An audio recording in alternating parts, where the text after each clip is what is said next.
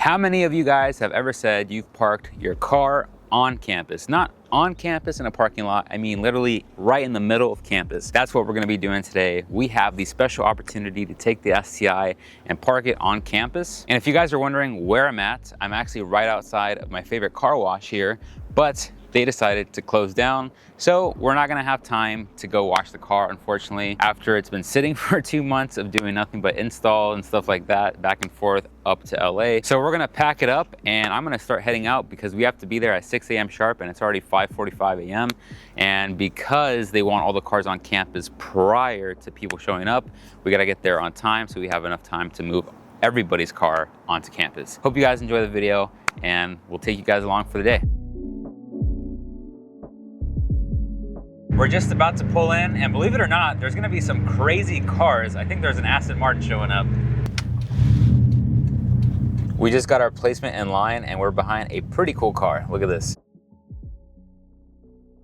This is such a cool experience, being able to take your car and showcase it somewhere where a bunch of people are walking through it. Except, you know, this is a little bit different because this isn't a car meet, this isn't a parking lot. This is right in the middle on campus. So I guess they have the parking split up between this side and we have parking on that side closer to the actual library walk there. And then we still have my car waiting and then a bunch of other cars waiting all behind that row over there. And here's the final parking spot for the STI. Let's take a quick walk around and show you guys what cars we have today. Starting off at the very, very end of this very long row we're gonna walk through. We have a nice yellow Jeep Rubicon. I really like this. I'm not a big off-road guy, but I can appreciate a very nice Jeep. Next up, we have a Toyota Camry.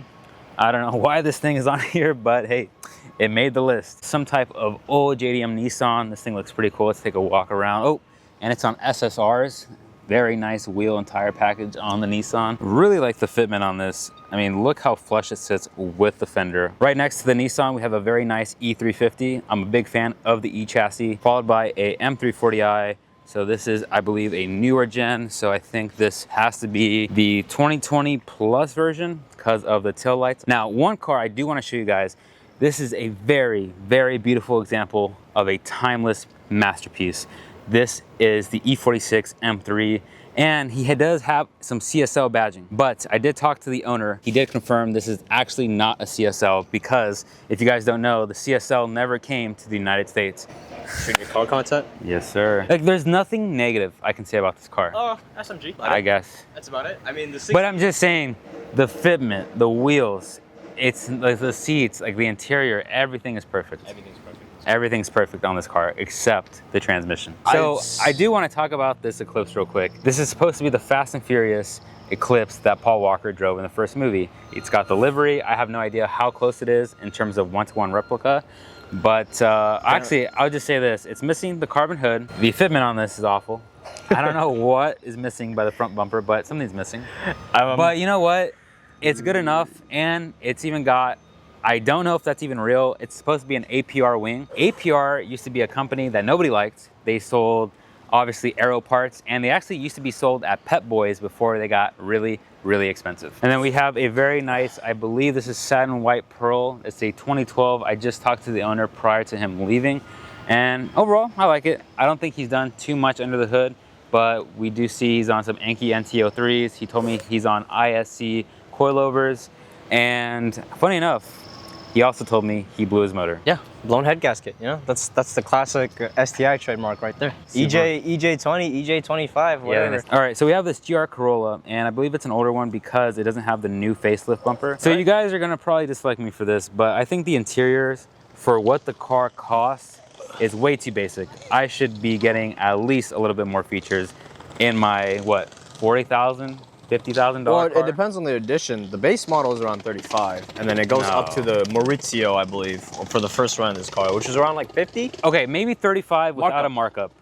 40,000 with a markup potentially, and depending on the dealer, location, stuff like that. Look, I've driven one of these. They're good cars to drive. The manual feels great. It feels like a modern manual. I mean, I'm a sucker for old enthusiast shitbox manuals because they just feel better, but For 50 grand, I mean, you can go, that's almost super territory. If I'm looking at a car and it costs anywhere close to 50,000, I'm just gonna be looking at Mark V Supras and M340i's. Like, I'm not touching anything without a B58 in it. Just being honest. He says that as he owns a STI that probably costed him that much just to build. So here's the Aston Martin I was telling you guys about that this guy's friend ended up driving. So I guess, you know, actually tell him about your car situation right now. Reliability is on the same par as Alberto's car.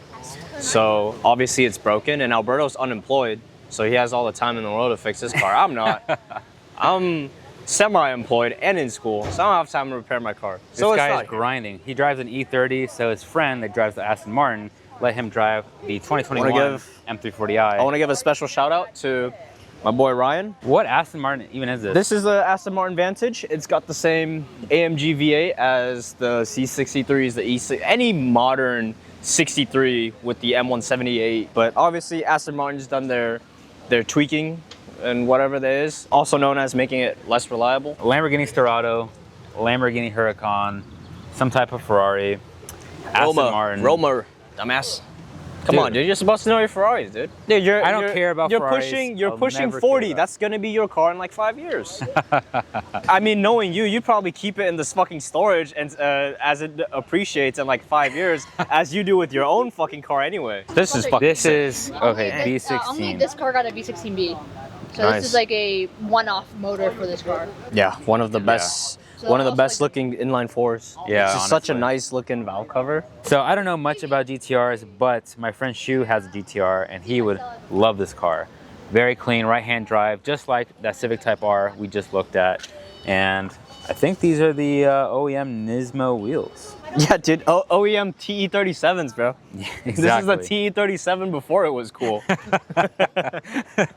You know what? I'll have to say this about every GTR. It doesn't matter if it's a 32, 33, 34, 35 even. The taillights are always going to be my favorite part of these vehicles. Just iconic. And look at that. Did you see the exhaust? Yep, I saw it. This thing is a freaking cannon. Holy shit. The Got a huge only muffler, too.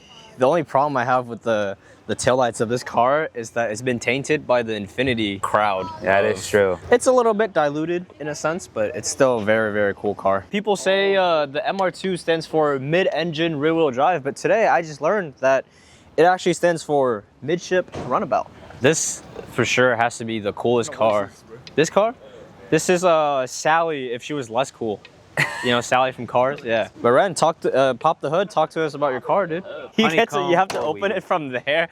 That is insane. 13B with a half-bridge portal. All the That Apex is seals nice. came from Pineapple Racings and got a T4 single turbo converted and upgraded all these flywheels, alternators, wheels, beam mount for the cooling, intercooler and the radiator. And the fan was upgraded as well. Yeah, you gotta take a detailed look at this engine bay. I mean, it's I know. How much does it make? It's right now 380 on the wheels, but I have a 1.4 bars on the turbo boost, but I haven't dynoed it. what's that in That's a lot. PSI to the? So 1 bar is about 15 PSI. Yeah, I got 1.4. That's like 20 something. 20. Yeah, 20 22 maybe. PSI. 1 bar is running at 380 on the wheels, but it goes to 1.4. But I never dyno it. I don't want to break the car. That's true. I mean, this thing, no This matter thing what, it weighs how much? 25,000 1,000 kg. kg. That's So That's a ton. that's 1 ton. Yeah, yeah. that's it. That's all this car weighs. 1,000 so 1,000 times 2.2 pounds, yeah. 2,200? I mean- 2,200-ish. The 380 on the wheels out. It's already plenty enough for these cars. 380 wheel on a car that weighs that much is scary. I mean, in modern day, we just get so diluted with horsepower numbers, you know. And you feel like every single little rocks you drove on from your tire because the car's so light. Like Alberto, he does it himself, you know. Go inside the interior, you see Alcantara. I mean, he did that. I do have to agree that this car is very, very tastefully modded. It is. Yeah. It is And very good. The reason why it looks good on this color is because like the forged carbon has a darker shade compared to the plain, like the twill. The twill texture looks like grayish, and this one is like more black, more dark. Yeah, yeah. And it gives really good contrast on the deep dark red. That's why it doesn't look like red out. My opinion. Right. This is a very, very nice combination for sure. Because I mean, you also have like black accents too, like the mirror and stuff is still black. Yeah, the guys, the windowsills and interior stuff. is very nice. The Brit seats, the steering wheel. I like the gauges that he has. No passenger seat. No passenger seat. Who needs women or other men when you have this? So it's about noon now. I took some time to get some lunch, and funny enough, we've had a lot of interest in the STI. I've had a lot of WRX owners come up to me, ask me questions. We still have about 3 to 4 hours. However, if you guys can't tell by all the people walking around here, class is still in session. I think there is one last week right before they have finals. So it's pretty busy on campus, and it is actually a really nice day. I have not gone to UCSD in a very long time. That's gonna wrap it up for today's video. I know it wasn't super exciting, but it was a lot of standing around today in the sun and talking to people that had questions about the Subaru as well as the WRX and STI platform. Make sure you guys subscribe because you won't want to miss out on the next video, because we have a pretty cool install coming up.